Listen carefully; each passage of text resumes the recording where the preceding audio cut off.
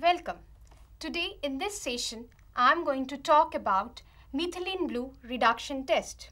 It is also known as MBRT. This test is generally used to test the quality of milk. It is a more common test or one of the most common tests used by the dairy industry like Mother Dairy, Amul, or by the food microbiologist to test the quality of milk. This session we will see that why milk is important, what are the different components of milk, what are the bacteria present in milk, how this bacteria can be controlled, and what are the tests which are done to study the quality of milk. It will help us to know about milk, its component, bacteria present in it, and what are the methods which we should follow in our laboratory to test the quality of milk.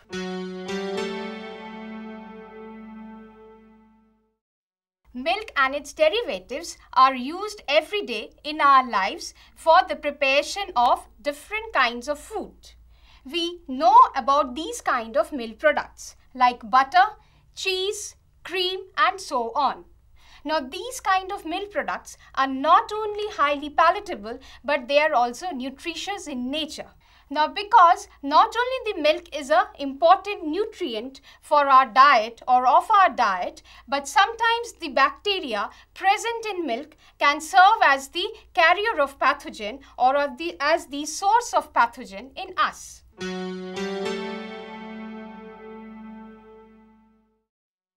Milk is the fluid which is secreted by the mammals to develop and nourish their young ones. A number of animals has been developed whose milk can be used for human consumption. As for by now, cow is the most important animal in terms of commercial production of milk.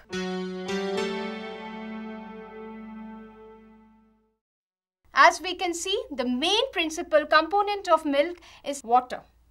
Then comes fat, which comprises of about 4.4%, followed by carbohydrate. The main principal component of carbohydrate is lactose, followed by proteins. The main protein of milk is casein and whey. Due to the abundant presence of water, moderate pH of 6.4 to 6.66, and the presence of ample amounts of nutrients, milk is an excellent medium for the growth of number of bacteria. The bacteria can enter the milk during its different stages of handling of the milk sample. What are the antimicrobial compounds that are generally found in milk? The antimicrobial compounds generally found in milk are of different types. Apart from this, milk also contains immunoglobulins, popularly known as antibodies, and it contains lactoferrin as well as lysozyme. All this contributes to the antimicrobial nature of milk. The milk can become contaminated by different bacteria at the different stages of handling. It can become contaminated while it is present in udder, or while it is coming out from the teeth to its immediate surroundings, during its storage in uncleaned containers, or during the food handlers. That is when the milk is being handled by the different people at different stages of processing. The most commonly isolated microorganisms found in raw milk are of Streptococcus type, Micrococcus type, Corynebacterium, and so on. Let us now see how the bacteria can enter milk. So what are the sources? The first one, when the milk comes out from the teeth or from the udder through the teeth to its immediate surroundings. The teeth generally consist of its normal microflora. The microflora, when present on the pores of the teeth, can enter through the teeth into the udder and thereby contaminating the milk. The second one is there are a number of bacteria like Mycobacterium bovis, Escherichia coli, Listeria monocytogenes, which cause mastitis in cow. Mastitis is an inflammatory disease of the mammary glands, and as a result, the infected animals has this bacteria. Q fever, which is caused by Coxiella burnetii. Coxiella burnetii not only affects cows or other animals, it also affects humans. So again, similarly, if milk is ingested from a cow having Q fever, then the milk will contain Coxiella, and this Coxiella on ingestion by human beings will cause an infection in humans. So this is again another chance of the milk getting contaminated, and thus one needs to maintain good hygienic status of the milking animal. The other sources of contamination are from soil and water. Soil generally contains plenty of bacteria. The most common bacteria are Clostridium and Pseudomonas, which are residing in soil. The cow which is feeding on this kind of soil will ingest the soil containing the bacteria, and thereby the bacteria can have a chance to enter the milk stored in the udder. The water generally contains or might contain some enteric organism. Enteric organism like Staphylococcus aureus. So if it is present in contaminated water, the water will be taken in by cow, and this again bacteria will enter the milk. So in this way, the bacteria can enter the milk through another route, that is through the water route. Another important source is the food handlers. We, the human beings, generally contain different kind of microbes present on our skin. Most popular of which is Staphylococcus. Staphylococcus is present on the hands, fingers, upper respiratory tract. So during the different stages of handling, if Staphylococcus aureus is there present on the skin, so it might again contaminate the milk. Another important feature is hand milking. Hand milking allows the microbes which are present on the cow to be introduced into the milk. As for example, during hand milking, Escherichia coli might enter milk and produce a fecal odor or a fecal color. Again, one of the most common bacteria prevalent during the summer months is Alkaligenes viscolactis. Alkaligenes viscolactis introduces a viscous climb to the milk. As in the case of some of the developed countries, as we can see in this slide, the hand milking has now been replaced by modernized, mechanized milking or milk handling equipment. As a result, there is minimum chance of contamination of the raw milk collected from the milking cow.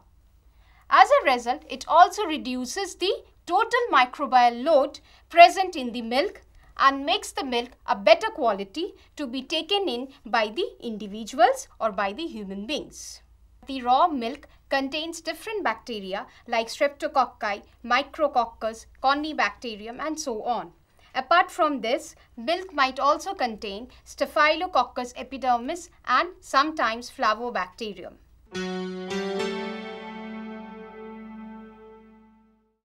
Now all these different kind of bacteria which are present in milk can be divided into non-pathogenic or pathogenic in nature. The non-pathogenic bacteria generally do not cause any harm, but their total population count should be reduced. Whereas the pathogenic bacteria, as we already know, are highly dangerous for any living organism, be it us also. These are the different sources of pathogen which can come or be introduced into milk. One is the animal itself, humans, or from the environment. So from the animal itself, we have Mycobacterium bovis, Brucella, Coxiella burnetii, Campylobacter. Now can you tell me what will happen when Mycobacterium bovis is introduced into the milk and that infected milk is ingested by us? Will it cause any harm to human beings? It will cause infection. It will cause infection. Here in this slide, we can only see two distinct types of milk spoilage. One is the curdling of milk and ropiness of milk. Often we find that the milk pouches which we buy from the market, if they are few days old, then sometimes on heating these old milk pouches, there is curdling of milk. The curdling of milk takes place because the raw milk or even the milk after pasteurization contains certain bacteria. Bacteria like Lactobacillus lactis grew rapidly in this kind of milk. They take up the lactose present in the milk and produce acid. This acid precipitates the milk protein, that is the casein, and hence there is a curdling of milk. Another common spoilage is ropiness of milk. The ropiness of milk takes place because there is a change in the physical nature of milk. This kind of change is produced by capsulated bacteria like Klebsiella, alkali genes, and so on. This kind of bacteria deposit their gummy material into the milk, and as a result, the milk becomes sticky in nature. So these are the two most common spoilage which I have shown here. Apart from this, there can be plenty other or many other types of milk spoilages depending upon which type of bacteria is growing in the milk. Pasteurization, as the name suggests, was first developed by Louis Pasteur. So from there the name comes in pasteurization. Here in this process, milk after it is collected from cow is heated at a specified temperature for a specified period of time and immediately cooled to 4 degrees centigrade. This kind of pasteurization process not only improves the quality of food product but also increases the shelf life and the taste as well as the quality again of the food items. Ma'am, does ultra high temperature pasteurization have any adverse effect on milk? Ultra high pasteurization as such does not have any adverse effect on milk because in this process milk is heated at a high temperature of around 134 to 135 degrees centigrade for 3 to 4 seconds. As a result of this high temperature, there are two effects produced in milk. The first, the spores of Mycobacterium or any other pathogenic microbes are killed when subjected to this high temperature, as well as the total count of non-pathogenic bacteria is also reduced. The major disadvantage of this ultra-high temperature pasteurization is the quality or the nutritional status of the food product might be decreased. Because when milk is heated at such a high temperature, the nutritional components like the proteins might get denatured and there might be an altered taste of the milk or its products. Thus, ultra-high temperature is nowadays used by some dairy industries.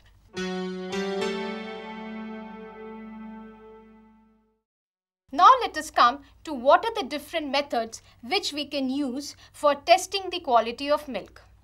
There are three main methods: the viable count method, dye reduction test, and the direct microscopic count. In this method, the milk sample is serially diluted into test tubes. From this serial dilution or the different serial dilution, 1 ml of the sample is taken, plated on this culture medium. Following incubation at 37 degrees centigrade, the CFU colony forming units are formed on the plate and then the count is made, which indicates the total microbial load of the milk sample. The second is the dye reduction test.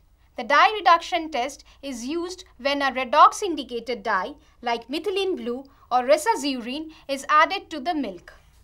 As a result, due to the presence of bacteria in the milk, there will be a change in the color of the indicator.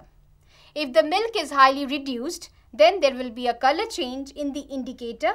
If the milk is of good quality and containing less number of bacteria, then there will be no change in the indicator.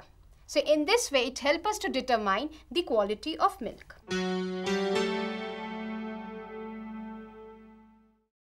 The next is the direct microscopic count. In this, a small volume of milk sample is loaded on this hemocytometer, and then the number of bacteria cell or the bacterial cell are counted under the microscope, and it is expressed as the total number of bacterial cell per ml of milk. In this way again we can get the microbial load of the milk.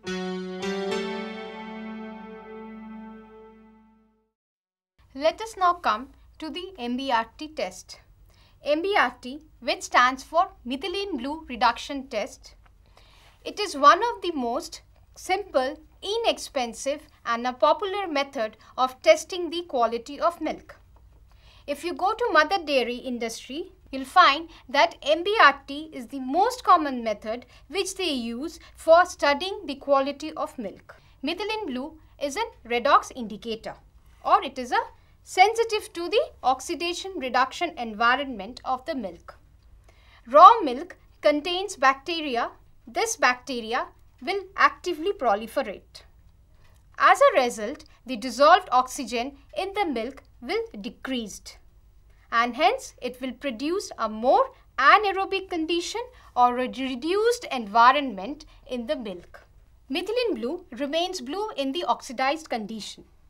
When it becomes reduced, it becomes converted to this leuco compound, which is colorless in nature. As a result, we will see the speed of disappearance of methylene blue when it is added to the milk samples. The speed of disappearance of methylene blue is directly proportional to the total number of bacteria present in milk. Thus, the principle of methylene blue reduction test is, it is based on the oxidation reduction activities of bacteria. So, we must first need a methylene blue dye solution. Concentration is 1 milligram in 50 ml of water. Apart from this, for performing this test, we have taken 3 different milk samples, abbreviated as MNP. M stands for 2 weeks old milk sample, N stands for 2 days old milk sample, P stands for fresh milk. As a control, we know that we have to keep a control for every experiment. So, in this experiment, we are taking boiled milk as a control. Apart from this, we require sterile test tubes, we require a test tube rack, we require a glass marking pen, a spirit lamp, 10 ml glass pipettes, 1 ml pipette, and a mechanical pipetting device. It is done that first we take the sterile test tubes, label them sequentially. Now, all these kind of tests are generally performed in duplicates. That is, if we take the sample M, we are taking 2 duplicates or making duplicate sample of M. Similarly for N, similarly for P, and 2 for control. Using different 10 ml sterile pipettes, we are transferring the milk samples from the beaker to the sterile test tubes. Afterwards, which we are adding 1 ml of methylene blue to all the milk samples.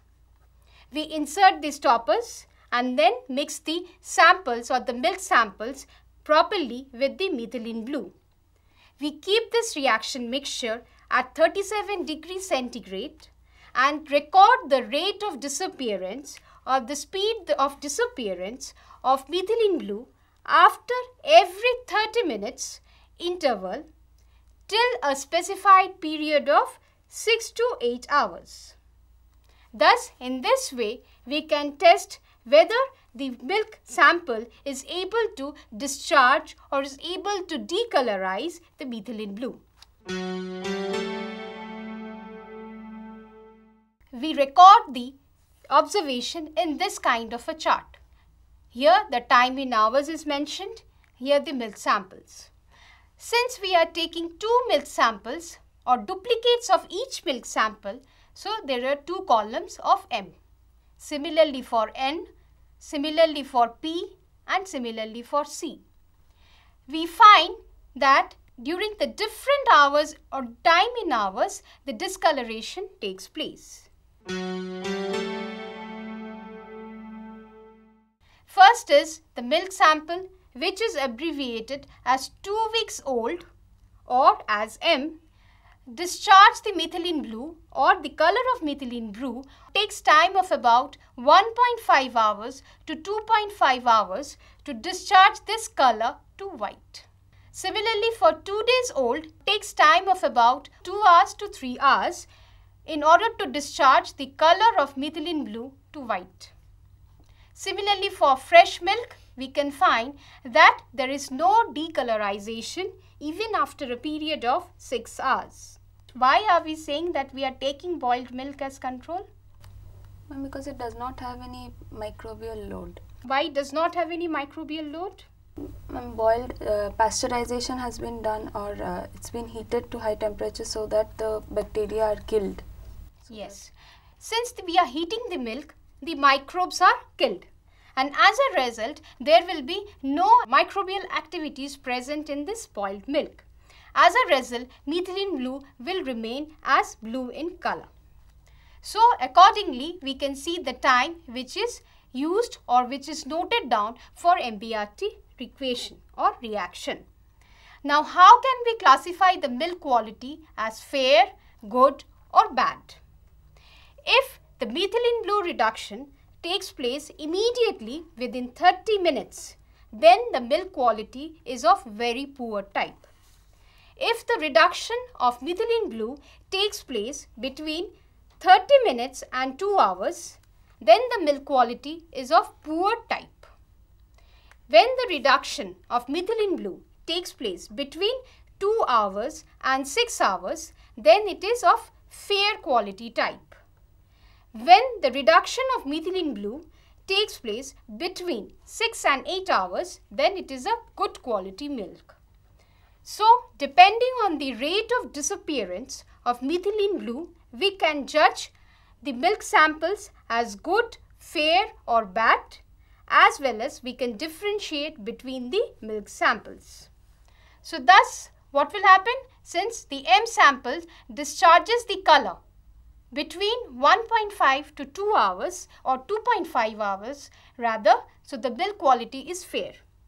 The N sample discharges the methylene blue color between 2 to 3 hours, so the milk quality is again fair. Whereas the fresh milk does not decolorize methylene blue, the milk quality is of good type. So, in this way, we are able to differentiate the 3 different milk samples provided to us. The precautions which needs to be followed are: light speeds up the reaction of methylene blue reduction, so the test tubes should be covered. The second is the concentration of the dye should be uniform. The third is there should be no crimming of the milk samples, as it removes the bacteria from the milk samples and causes an unequal distribution of bacteria in the milk. These are some of the precautions which needs to be followed during performing this MBRT test. Resazurin, again similar to methylene blue, is a redox indicator.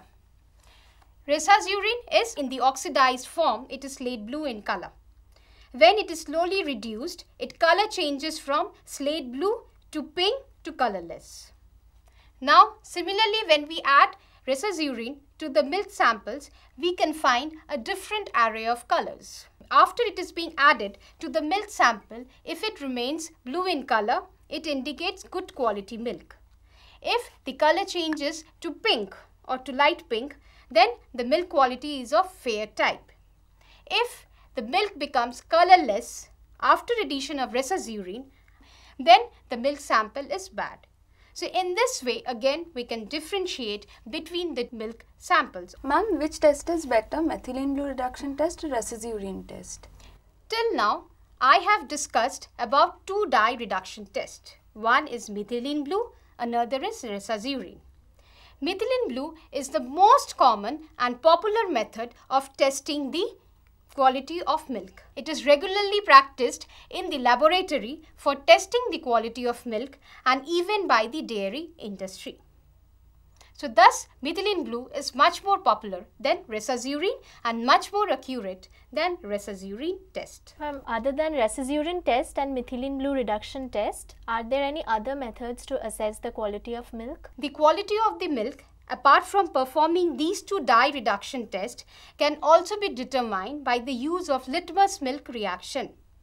In litmus milk reaction, litmus dye is added and it helps us to differentiate between the organisms present in milk. That is, whether the organisms are producing acid or not. Because if it produces acid, the pH decreases and hence there will be a color change in the litmus reaction. So in this way it helps us to differentiate between the organisms present in milk. So thus the dye reduction test is a very important test. It helps us to differentiate between the quality as well as between the milk samples. The major advantage of the dye reduction test is mainly the viable cells, they show this kind of reaction. The greater disadvantage of this method is some of the food products cannot be subjected to dye reduction test because these kind of food products contains reductase in them. And as a result, there is every possibility that the methylene blue test will give a false result or will be a false positive. Milk is an important constituent of our diet. Milk, due to the different stages of handling, can become contaminated by different kinds of bacteria. The kinds of bacteria present in milk can be of non-pathogenic or pathogenic types. History has witnessed a number of milk-borne pathogens which have caused catastrophic disturbances in the human lives. It has even claimed plenty of lives. In order to remove the pathogenic bacteria from milk, a common process known as pasteurization is generally performed. Apart from pasteurization, there are other methods to test the quality of milk, amongst which the dye reduction test like MBRT is the most common, popular, accurate, simple and inexpensive method to test the quality of milk.